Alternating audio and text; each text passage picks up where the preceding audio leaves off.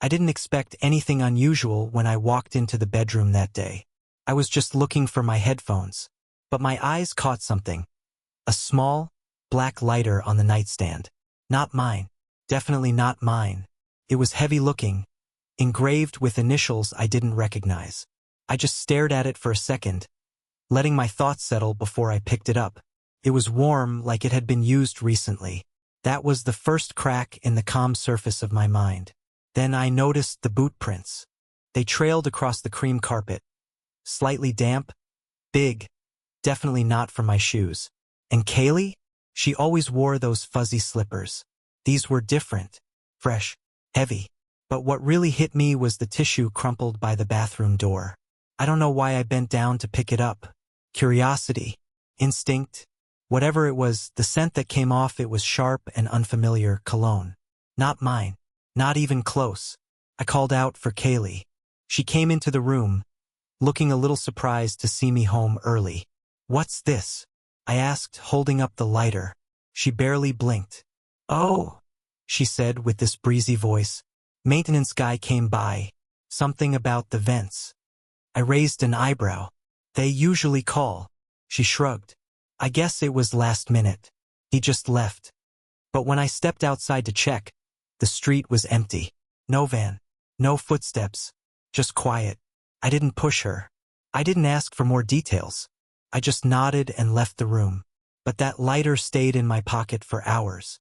And something sharp, something I couldn't name at the time, had already taken root in my chest. Let me know if you want tone adjustments, more tension, or changes to Ethan's thoughts before we go to part 2. Vous scazale. Remember that each part must contain strictly 7,000 characters. Make this part longer. ChatGPT scazal. Got it. Here's an expanded version of part 1. The sign she denied, now developed to be rich in detail, emotional cues, and inner narration, and precisely crafted to hit close to 7,000 characters. Part 1. The sign she denied. I came home earlier than usual that afternoon. Not for any reason, really. Just a long day at work, a skipped lunch, and a dull headache that had been pulsing behind my eyes since noon. I figured I'd take a shower, make something easy for dinner, and maybe surprise Kaylee with some Thai takeout later. Something normal. Something quiet. But the second I stepped into the bedroom, I knew something was off. At first glance, everything looked the same. Our bed was neatly made. Kaylee's diffuser puffing lavender mist into the air. Her favorite fuzzy socks tossed over the arm of the reading chair. But then I saw it. A small silver lighter resting right there on the nightstand. Clean, sharp edges. Heavy looking. I didn't recognize it. I walked over slowly and picked it up, rolling it between my fingers. There were initials etched into the side. T.M. No idea who that could be. It wasn't one of those cheap plastic lighters. This one looked expensive, almost like a keepsake. Definitely nothing we'd ever owned. It was still warm. That's when my stomach did this small, involuntary twist, subtle but deep. You know how sometimes your body realizes something before your brain does? That's what it felt like. A warning. I set the lighter back down. It made the faintest clink on the wood. Then I looked down and noticed the boot prints. 3 of them, spaced close together, pointed away from the bed and toward the hall. They were damp, like someone had stepped inside from rain or snow, though it hadn't rained all day. The soles were thick, broad. Not mine. My boots were by the front door where I'd left them this morning, clean and dry. I knelt down and touched one of the prints, smudging a little of the dirt between my fingers. It was real, fresh. Someone else had been here. I stood up slowly, my eyes scanning the room with new urgency. Everything suddenly looked like a crime scene. The half-drawn blinds, the slight indent on the side of the bed I never slept on, the faint scent of something I couldn't quite place. That's when I saw the tissue, crumpled, near the bathroom door. Probably wouldn't have even noticed it if I hadn't been looking so hard. I don't know why I picked it up, but I did. It smelled faintly like cologne. Spicy, clean, definitely masculine. That was the moment I felt it. Not a suspicion, not a guess, but something closer to knowing. A thread snapping.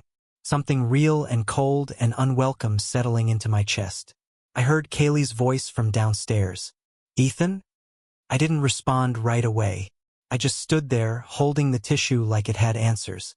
After a second, I tossed it into the trash bin and wiped my hands on my jeans. She was coming up the stairs. When she stepped into the room, she looked the same as always. Relaxed, barefoot, holding a glass of iced tea.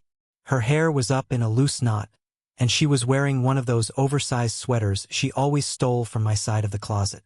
"Oh, hey," she said. "Didn't know you were home already." I nodded slowly, still watching her. "Yeah, left a little early. Headache." She gave a sympathetic smile, walking over to set her glass on the dresser. "You okay?" I picked up the lighter and held it up. "Whose is this?" She looked at it, blinked once, and then shrugged. "Oh, that maintenance guy. He came by to check the vents upstairs." I kept my expression steady. "They usually schedule that." "Yeah," she said too quickly. "I guess it was like urgent? Something about a blockage. He was only here for 5-10 minutes. My eyes flicked down to the boot prints on the carpet, then back to her. "Was that today?" "Yeah, maybe half an hour ago. You just missed him." I nodded again, letting the silence fill the space between us. I didn't say anything about the tissue, or the cologne, or the fact that our vents had been cleaned during the fall. She didn't seem nervous, but she was too calm, in a way that felt a little rehearsed.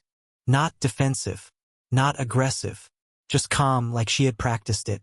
Then, like she was eager to change the subject, she leaned against the dresser and asked, "Want me to make you something? Tea or something?" I shook my head. "No, I'm good." "Okay," she said, giving me a half-smile. "You sure? You look kinda pale." I didn't answer. I just walked past her toward the hallway. My hand brushed the doorframe as I left, and I realized I'd been holding my breath. Something inside me, something fragile and foundational, had shifted, and I didn't say it out loud, but I knew. I knew. Downstairs, the house was quiet. Too quiet. I walked to the front window and pulled back the curtain. The street outside was still. No work vans. No trucks. No maintenance equipment. Just parked cars and the hum of a neighborhood frozen in late winter. I waited there for a few minutes, just in case someone had run out for tools or stepped out to make a call. But nothing happened. No one showed up. The street remained still. Back upstairs, I could hear the faint creak of floorboards as Kaylee walked into the bathroom. A few seconds later, the faucet turned on. She was humming now, soft and off-key, like someone who wanted to be heard, but not listened to. I sat on the edge of the couch, still clutching the edge of my jeans like they were going to keep me grounded. My mind was racing in 100 directions, all of them leading to the same conclusion. I didn't ask any more questions. I didn't storm into the bathroom. I didn't demand answers I already knew she wasn't going to give. Instead, I just sat there, the image of the lighter burning into my memory. The initials, the warmth, the cologne, the footprints. It wasn't rage I felt. Not yet. It was more like the start of grief. Not for something that had happened, but for something I knew was ending. Eventually, I stood up and went back upstairs to grab my headphones. The reason I'd come home early in the first place. I found them tucked beneath the bed, where I'd left them days ago. When I came back into the hallway, Kaylee was brushing her hair in front of the mirror. She caught my reflection and smiled. "You feel any better?" she asked. I didn't answer. I just nodded. And then I left the house. It's strange how clear everything becomes when you're looking at it in reverse. The cracks that seemed like nothing at the time now look like fractures waiting to collapse. I can't tell you the exact moment things changed between Kaylee and me. It wasn't a switch flipping. It was more like a slow erosion, a quiet unraveling. And I missed all of it. Or maybe I didn't miss it. Maybe I saw it all and just didn't want to admit what it meant. I remember when she first started coming home late. First, it made sense. Her office had a big software rollout, and she was part of the team responsible for testing the updates. Long days, she said. Everyone pulling extra hours. I believed her because why wouldn't I? But then it kept happening. Weeks passed, then months. She'd walk through the door after 9, her makeup still fresh, her clothes too perfect for someone who claimed to have been at a desk all day. I'd ask how work was, and she'd give these vague answers, busy, or stressful, or you don't want to hear about it. Sometimes she'd bring leftovers in neatly packed containers, but they weren't from any restaurant I recognized. I tried to tell myself not to overthink it. She was tired. We were both tired. We'd talk more on the weekend. Except the weekends changed, too. She started making plans without me. Friends I'd never met. Yoga groups. Book clubs. Once, she mentioned a hiking group that met at 6 in the morning on Sundays. That one especially confused me. She'd never liked hiking. I remember waking up early one day to surprise her with coffee before she left, only to find her still asleep on the couch, fully dressed from the night before. When I asked about it, she said the hike got canceled. Said it slipped her mind to tell me. I believed her. Again. It was easier to believe than to confront what I was starting to feel in my gut. Her phone was next. That changed gradually but distinctly. Kaylee used to leave her phone everywhere, on the counter, on the couch, half buried in the laundry basket. She'd lose it constantly, and I was usually the one who found it. But now, it never left her hand.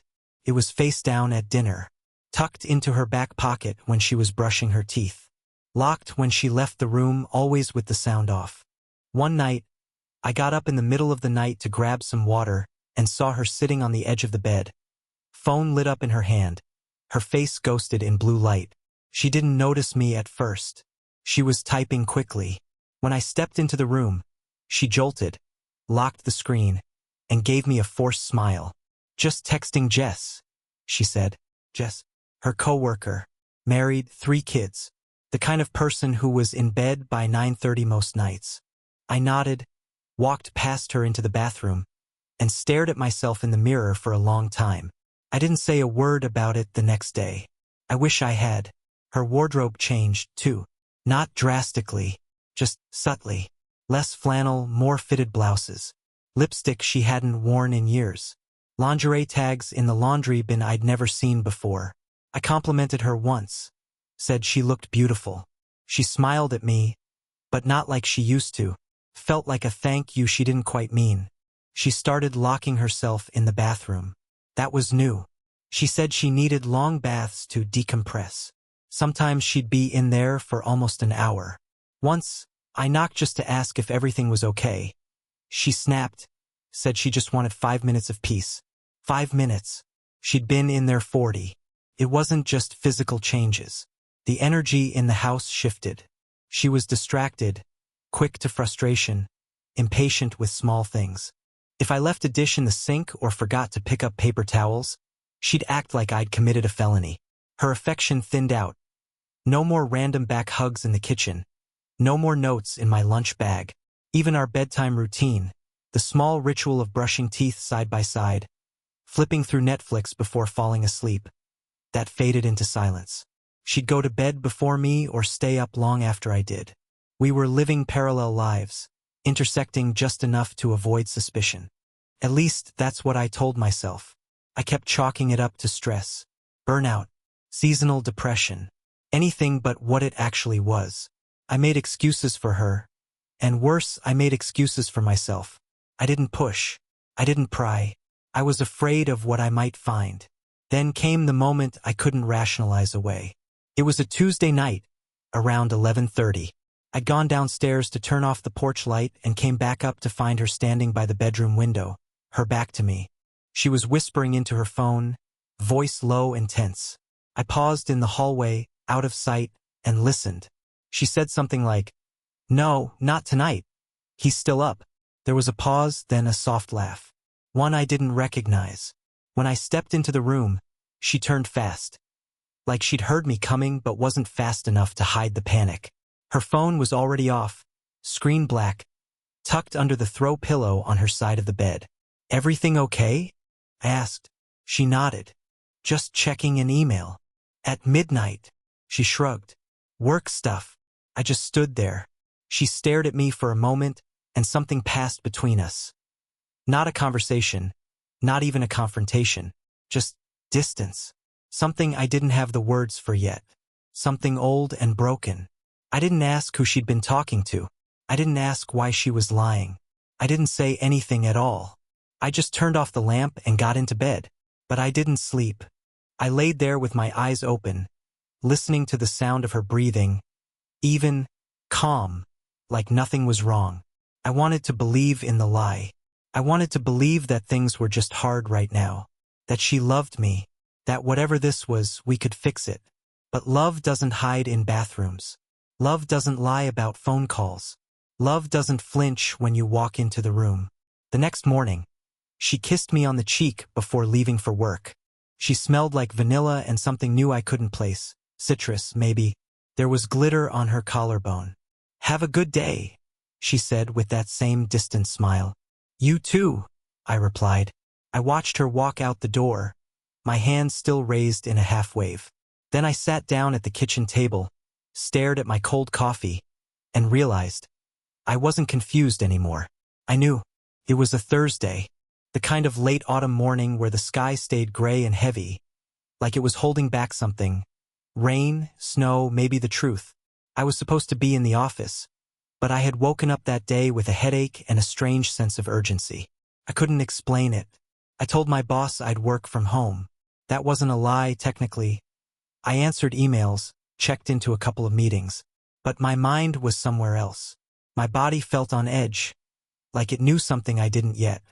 At noon, Kaylee texted me that she'd be working late again. "Team meeting," she wrote. "Might run long. Don't wait up." I stared at those 3 words, "don't wait up," and felt my chest tighten. It wasn't just that she'd said them before. It was that they sounded practiced, dismissive, final. I didn't respond. Around 4:30, I realized I couldn't sit still anymore. The quiet in the house was unbearable, the kind of silence that buzzes in your ears. I stood up, grabbed my keys, and left without a real plan. I told myself I was just going to get some air, drive around, think. But 20 minutes later, I was parked 2 blocks from our house, staring at the front door through my windshield. There was no reason for me to come back like this. Not unless I was chasing something I didn't want to admit I already knew. I led the engine and waited. Time passed slowly.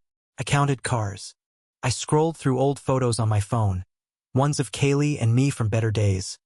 Her laughing on a pier in Maine, her arm wrapped around mine at a wedding, her holding up a burnt pancake with mock pride. I couldn't reconcile that woman with the person I'd been living beside for months. At 5:58 p.m., a dark gray SUV pulled into our driveway. I didn't recognize the car. The man who stepped out was tall, broad shoulders, button-down shirt, sleeves rolled to the elbows, confident, like he belonged. He walked to the door, didn't knock, just let himself in with a key. I didn't move. I didn't even breathe. The porch light clicked on automatically as the door shut behind him. I waited 5 minutes, then 10. Then I got out of the car. I approached slowly, listening not just for sounds but for the weight of the moment. The end of something, or maybe the beginning of it. The front door was cracked slightly, unlocked. I don't know if they were careless or just confident I wouldn't come back. I stepped inside and closed it gently behind me. The house smelled like sandalwood and citrus. Not her usual scent, a new one. It was faint but unmistakable. The hallway was quiet, the living room untouched. But upstairs I heard laughter. Not just Kaylee's. A deeper voice. Male. Comfortable. The sound came from the bedroom. I walked up the stairs slowly, each step deliberate, soft against the hardwood. At the landing, I paused, hand resting on the frame of the doorway, listening again. There was music playing softly, something acoustic. And then, unmistakably, the creak of the bed. I pushed the door open, and there she was, Kaylee, her back to me, straddling a man in a half-unbuttoned shirt, her hands on his chest. His mouth was on her neck. They didn't see me right away. They were moving in that slow, mate way people do when they think the world is miles away. When she did see me, when she turned slightly and locked eyes with mine, the color drained from her face. She froze. Her mouth parted like she was about to say my name, but nothing came out. I looked at her, then him. Then I turned around and walked out. No words, no scene. Just silence. Felt cleaner that way. I heard her call after me once, "Ethan!" But I didn't stop. I didn't slam the door. I didn't break anything. I just got into my car, started it, and drove. I didn't cry. I didn't yell. I didn't even feel shocked. I felt empty. Maybe that's the cruelest part of betrayal. It doesn't surprise you. It confirms every quiet dread you've already rehearsed in your head 100 times. I drove without direction for hours. Just streetlights and low radio static and the sound of tires cutting through pavement. I thought about calling someone, my brother maybe, but what would I say? She did it? It's real? I wasn't ready to make it real out loud. Eventually, I parked outside a 24-hour diner I hadn't been to in years. The kind of place with cracked vinyl booths and laminated menus that stick together. I ordered black coffee, stared at the wall, and tried to slow my breathing. That night, I slept in my car. The next morning, I went home. She was there, alone. I expected tears, an apology, a confession. But what I got was deflection. "I had a friend over," she said. "We were just talking." I didn't answer. "He needed help with something," she added, as if that would clarify everything. "He just got out of a relationship and..." I held up my hand. "Kaylee." She stopped. "You don't need to explain." She blinked. "But I'm not stupid." Her face shifted, like she was trying to calculate what story might still work. What lie I might still be willing to swallow. "I don't need you to admit anything," I said. "I saw enough." A silence stretched between us. She didn't cry. I didn't rage. She just sat down on the edge of the couch and looked at the floor like it might give her a script. For the next 3 days, we coexisted like ghosts. No shouting. No real words. Just passing each other in the hallway, pretending to be busy with things that didn't matter. She didn't ask me to forgive her, and I didn't ask her why. By Sunday, I had made up my mind. I didn't want to repair what was broken. I wanted to leave it behind. There's a moment when heartbreak turns into clarity. A moment when the fog lifts, and you stop asking why someone hurt you and start asking how long you're willing to bleed for them. For me, that moment came in the form of a quiet decision. I was going to leave. Not tomorrow. Not in anger. Not to make her suffer. But because I deserved better than staying somewhere I wasn't wanted. And the version of me who had waited for love to return? He deserved peace. So I started making a plan. And this time I wouldn't leave the door cracked behind me. Leaving wasn't a decision I made in one sitting. It came to me in pieces, in the way Kaylee avoided my eyes when we passed in the kitchen, in the cold silence of the bed we still shared but no longer touched, in the way her voice had lost all shape when she said my name. The part of me that once clung to the idea of reconciliation was already dead. All that was left now was planning an exit that would spare me, and more importantly, the kids, the fallout of her choices. I knew I couldn't just walk out and hope for the best. Not with children in the picture. Not with shared finances. Not with a woman who could smile straight through a lie. I needed a strategy. Clean. Legal. Final. I started with the bank accounts. We had 3, 1 joint, 2 individual. I didn't touch hers. I didn't need revenge, just protection. But I transferred what I could from the joint account into a new one under my name only. Quietly. A few hundred here, 1,000 there.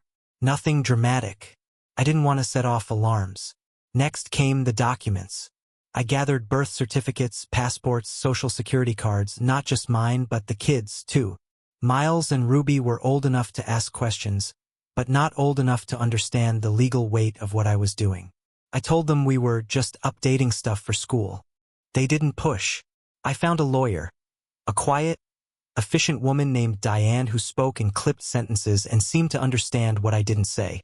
When I told her I was leaving, she didn't ask why, just nodded and started pulling paperwork. "You'll want to make this look boring," she said. "Predictable. Routine. Don't change anything too fast." So I didn't. I still made dinner most nights. Still picked Kaylee up from the train when she asked. Still helped Ruby with her history projects and sat through Miles' late-night college application stress sessions. I played the part, calm husband, present father, unaware fool. But inside, I was packing up a life. Quietly, deliberately. Kaylee didn't seem to notice. Or maybe she noticed but didn't care. She stayed out later now. Claimed she was volunteering. I never asked for details. Sometimes I'd hear her laughter through the walls while she talked on the phone. Sometimes she'd hang up the second I entered the room. I stopped reacting. That seemed to unnerve her more than if I'd shouted. On a cold Tuesday night, I sat Miles and Ruby down in the den. The fireplace was on, and the dog, Toby, lay between us like a silent witness. I didn't want to scare them, but I couldn't lie either. "We're going away for a while," I told them. Miles narrowed his eyes. "Like a vacation?" "Kind of," I said. "But longer. A fresh start." Ruby clutched her hoodie sleeve. "Is this about Mom?" I paused. "It's about us. About what we need." Neither of them said anything for a long time. But then Miles nodded, not with excitement, but with understanding. "When?" he asked. "Soon. We leave at dawn." Over the next few days, I finished packing what mattered. Clothes, keepsakes, school records, family photos she'd stopped looking at years ago. I left behind the furniture, the wedding album, the house keys. Diane finalized the papers and had them ready to file once we crossed state lines. I chose Vermont because it was quiet, because I had a college friend who once talked about it like a secret sanctuary, because Kaylee hated the cold and would never think to look there. I found a rental, a small, weathered farmhouse at the edge of Hartford. It wasn't glamorous, but it had character, and silence, and enough space for us to start over. The night before we left, Kaylee came home around 11. Her hair was windblown, her heels in her hand. She barely looked at me as she walked into the kitchen. I stood by the stairs and watched her pour a glass of wine. She didn't ask what I was doing. Didn't ask why the house felt emptier than usual. Why her daughter's sketchbook was missing from the coffee table. Why the garage door opener was gone from its hook. She just raised the glass to her lips, looked right past me and said, "You're quiet these days." I didn't respond. She didn't wait for an answer. She walked upstairs, humming to herself. I stared at the spot where she'd been standing. The light from the fridge slowly dimmed. At 4:30 a.m., I woke up the kids. No words, just nods. Ruby had tears in her eyes, but she didn't cry. Miles carried 2 suitcases without being asked. We left Toby's leash behind and let him jump into the car. The sky was still dark. The roads were empty. Kaylee was still asleep when we drove away. I didn't leave a note.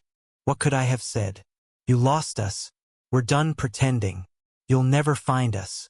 Any version would have felt theatrical. She didn't deserve a performance. We drove north, the silence in the car thick but not uncomfortable.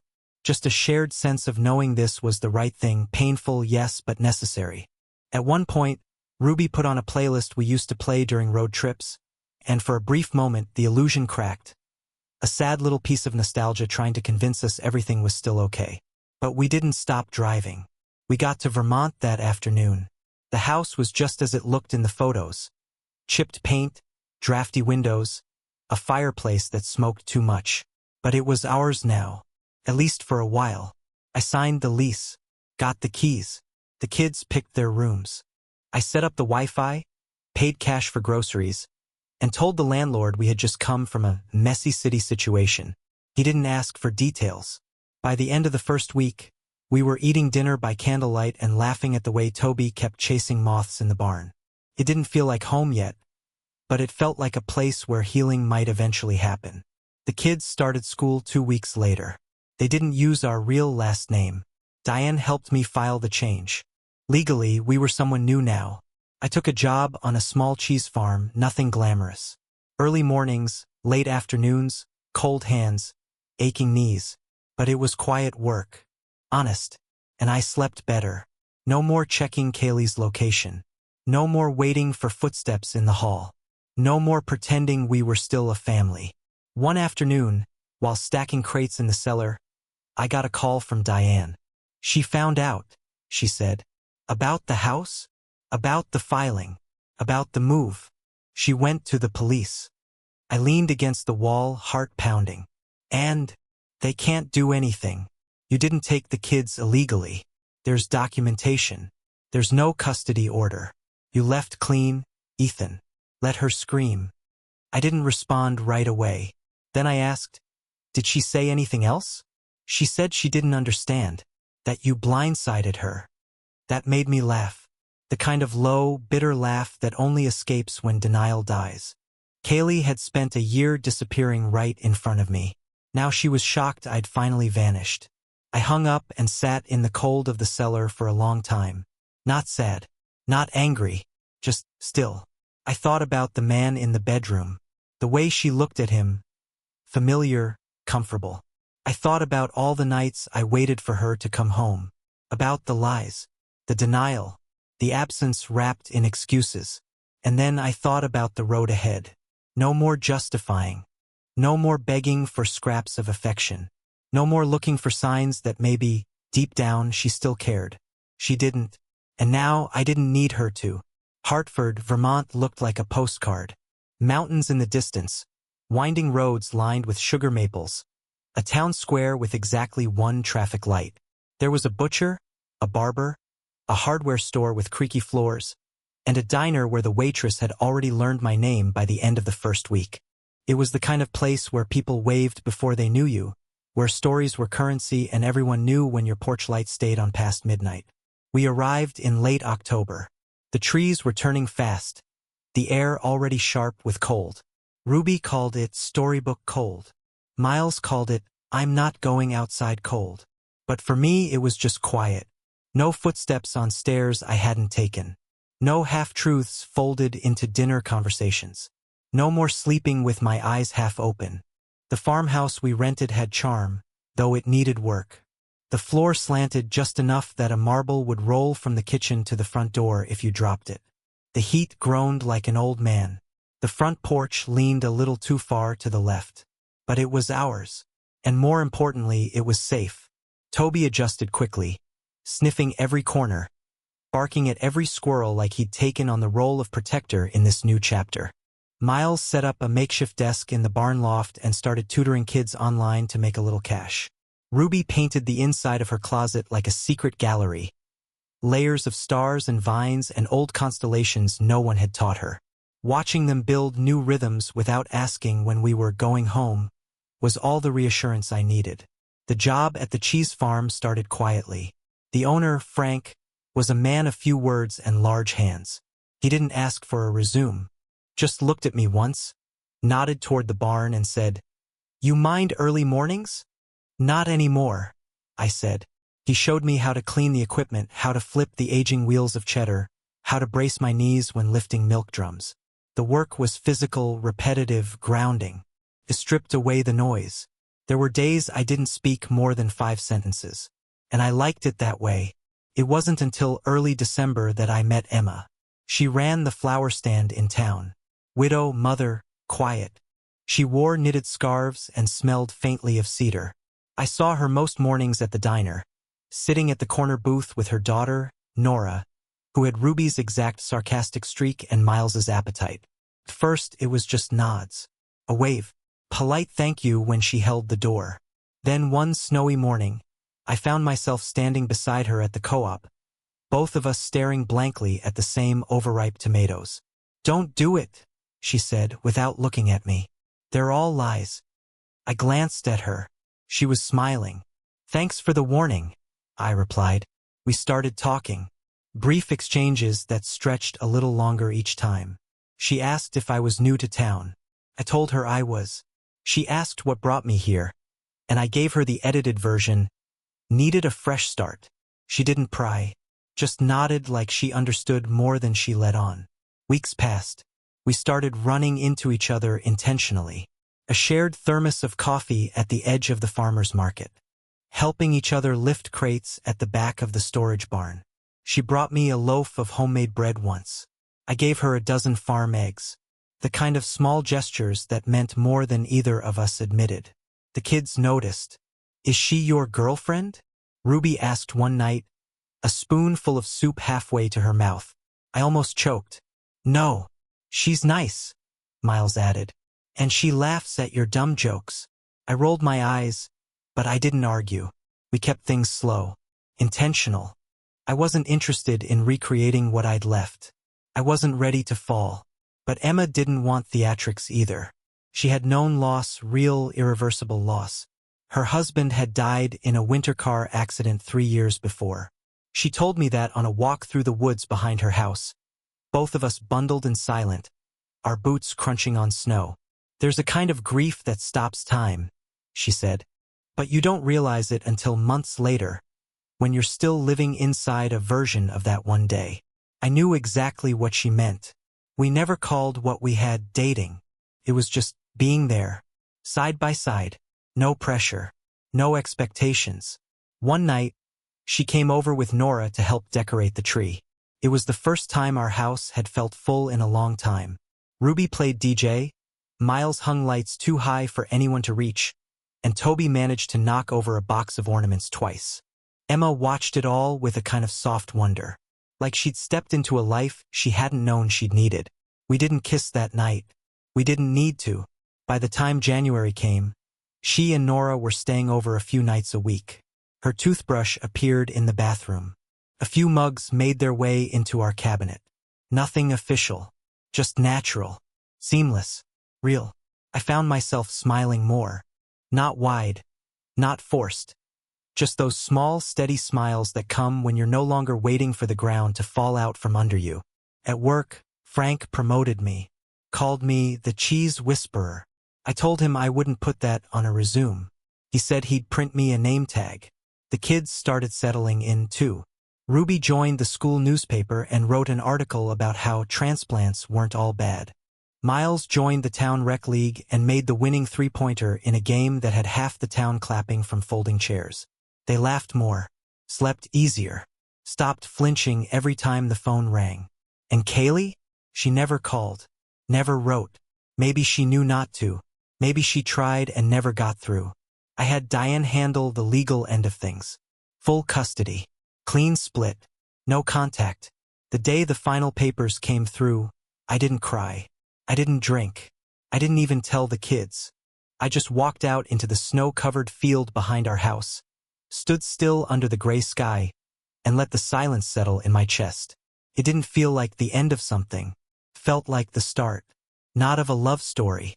Not of a comeback.